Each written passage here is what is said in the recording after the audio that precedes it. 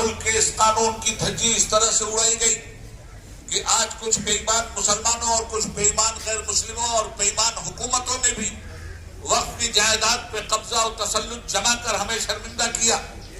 हुकूमत को ये चाहिए था कि वक्फ तरमीमी एक्ट पेश करने के बजाय जहां जहां धांधलियां हो रही हैं उन धांधलियों को खत्म करते हुए मजबूत कानून का शिकंजा उन पे कसे, बजाय इसके हुकूमत ने वक्फ की जायदाद ही को हड़प करने का एक नापाक मंसूबा बनाया। और वक्फ की जायदाद के सिलसिले में जो तरमीमी बिल लाया गया, उस तरमीमी बिल की कुछ दफात मैं आपके सामने रखना चाहता हूं ताकि साफ समझ में बात आ जाए कि ये बिल मुसलमानों के लिए हानिकारक क्यों है।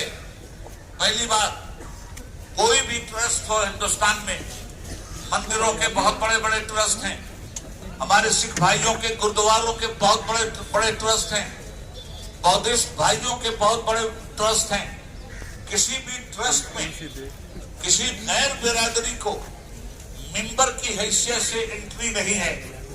सिखों के ट्रस्ट में हिंदुओं की एंट्री नहीं, हिंदुओं के ट्रस्ट में मुसलमानों की एंट्री नहीं।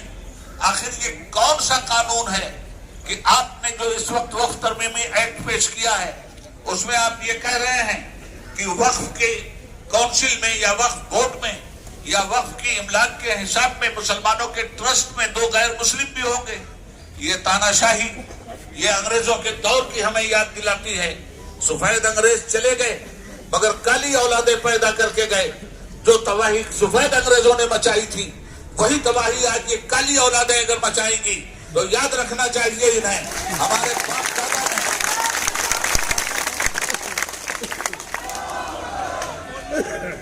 अल्लाह अकबर, अल्लाह अकबर, अल्लाह अकबर।